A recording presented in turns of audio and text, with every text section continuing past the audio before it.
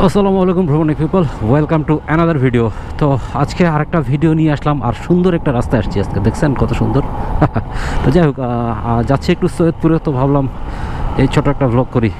তো যে ডান পাশে দেখতে পাচ্ছেন, এটা হচ্ছে লোকোমোটিভ কারখানা আর কি। এখানে ট্রেনের ইঞ্জিনগুলো মেরামত হয়, যেটা পার্বতীপুরে অবস্থিত, এই যে কেন্দ্রীয় লোকোমোটিভ।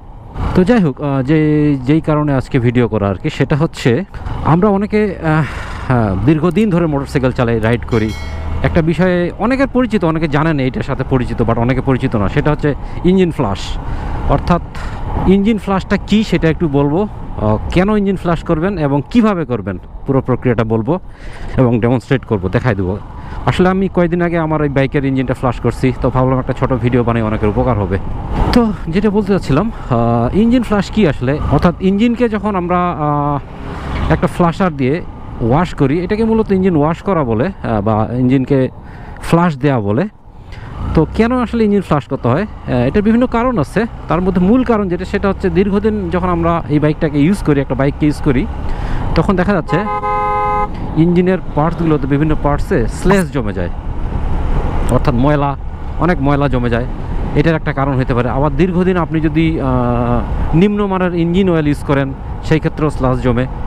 অথবা যদি আপনি দীর্ঘদিন মিনারেল ইঞ্জিন অয়েল ইউজ করেন, সেই ক্ষেত্রেও জমে। এক কথায় ইঞ্জিনের ময়লা দূর করার জন্য ফ্লাশ দেওয়া হয় আর কি। একটা জিনিস অবশ্যই মাথায় রাখবেন, যে এটা কিন্তু কোনো পিরিয়ডিক মেনটেন্যান্স না, রুটিন ওয়ার্ক না, যে আপনি প্রতি মাসে একবার করে ফ্লাশ দিচ্ছেন। না, ওইটা করা যাবে না, তাহলে আপনার ইঞ্জিনের অবস্থা খারাপ হয়ে যাবে। তো ইঞ্জিনে আর ইঞ্জিন ফ্লাশ করার নির্দিষ্ট একটা নিয়ম আছে, এটা অবশ্যই আপনাকে মানতে হবে ইঞ্জিন ফ্লাশ করার সময়, নাহলে আবার আপনার ইঞ্জিনে প্রবলেম দেখা দিবে। প্রবলেম বলতে ওয়েল সিলগুলো কেটে যেতে পারে, গ্যাসকিট যেটাকে বলি আমরা, এগুলি নষ্ট হয়ে যেতে পারে। তো ইঞ্জিন ফ্লাশ করার জন্য প্রথম জিনিস যেটা আপনি করবেন, বাইকের ইঞ্জিনটাকে নর্মাল টেম্পারেচারে নিয়ে আসবেন। নর্মাল টেম্পারেচার বলতে কিন্তু আপনার বাইকটা সারা রাত আছে, সকালবেলা ঠান্ডা অবস্থা আছে, এটা কিন্তু নর্মাল টেম্পারেচার না বাইকের ইঞ্জিনের ক্ষেত্রে। অর্থাৎ মোটামুটি একটু আপনি ইঞ্জিনের গায়ে হাত দিবেন, হাত দিলে যদি সহনীয় একটা গরম অনুভব করেন, এটা হচ্ছে নর্মাল টেম্পারেচার আর কি। তার মানে আপনার ইঞ্জিনটা যদি একদম ঠান্ডা অবস্থায় থাকে, আপনি একটু স্টার্ট দিয়ে 2-3 মিনিট স্টার্ট দিয়ে নেবেন আর কি বাইকটাকে। নেওয়ার পরে আপনি এরপর ইঞ্জিনটাকে বন্ধ করবেন। ইঞ্জিন ফ্লাশার দুই রকম পাওয়া যায়। একটা হচ্ছে সরাসরি ইঞ্জিন ফ্লাশার ইঞ্জিনে দেওয়া যায়, অর্থাৎ পুরাতন অয়েলের সাথে না মিক্সড করে। আরেক ধরনের আছে, সেটা হচ্ছে পুরাতন যে ইঞ্জিন অয়েলটা আছে, এটার মধ্যেই মিক্সড করে দিয়ে করা যায় ফ্লাশ। তো এটা হচ্ছে ইনস্ট্রাকশন দেওয়া থাকবে, অর্থাৎ ইঞ্জিন আপনি যেই ফ্লাশটা দিচ্ছেন, এটা গায়ে কিন্তু ইনস্ট্রাকশন দেওয়া থাকবে, এটা আগে ভালো মতো পড়ে নেবেন। তো আমি যেটা দিচ্ছি ফ্লেমিঙ্গোর একটা ইঞ্জিন ফ্লাশ, এটা যেটা ইনস্ট্রাকশন দেওয়া আছে, দেখেন আমি দেখাচ্ছি। তো এটাকে বলছে পুরাতন অয়েলটার সাথে মিক্সড করতে হবে। মিক্সড করে এরপরে আপনি যেটা করবেন, এরপরে গাড়িটাকে স্টার্ট দিবেন। স্টার্ট দেওয়ার পরে এইখানে বলা আছে 5 থেকে 10 মিনিট আপনি আইডল আরপিএমে রাখবেন। এটা কিন্তু খুবই গুরুত্বপূর্ণ।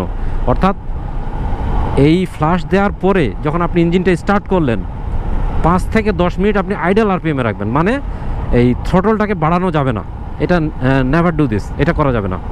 এরপরে আমি যেমন মোটামুটি 7 থেকে 8 মিনিট রাখছিলাম, রাখার পরে আমি ইঞ্জিনটা আবার বন্ধ করে দিই। এরপর আপনি ইঞ্জিনটা বন্ধ করে দেবেন। দেওয়ার পরে আপনি ড্রেন দিয়ে দিবেন, অর্থাৎ পুরাতন ইঞ্জিন অয়েল সাথে যে আপনি ফ্লাশারটা দিচ্ছেন, এই পুরোটাই ড্রেন দিয়ে দিবেন। ড্রেন দিয়ে দেওয়ার পর আপনি নতুন ইঞ্জিন অয়েল দিবেন। তবে এই ক্ষেত্রে অবশ্যই মনে রাখবেন, ফিল্টারটা, অয়েল ফিল্টার যেটা আর কি, এটা অবশ্যই চেঞ্জ করে নেবেন। তাহলে ইঞ্জিন যখন আপনি ফ্লাশ দিলেন, অর্থাৎ ড্রেন দিলেন, এবার নতুন ফিল্টার দিয়ে নতুন ইঞ্জিন অয়েল দিয়ে দেন, ব্যাস আপনার ইঞ্জিন এখন মোটামুটি একটা, অর্থাৎ স্লেজগুলো মুক্ত হয়ে যাবে, ময়লা আবর্জনা যা ছিল সব মুক্ত হয়ে যাবে।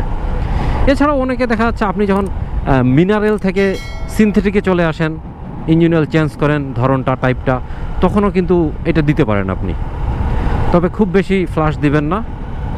হয়তো দেখা যাচ্ছে আপনার বাইক 30,000-40,000 চলছে, এরপরে একবার ফ্লাশ দিয়ে দিলেন, এবং অবশ্যই নিয়ম মতো দিবেন। সো এই ছিল। তো থ্যাংকস ফর ওয়াচিং। আল্লাহ হাফেজ।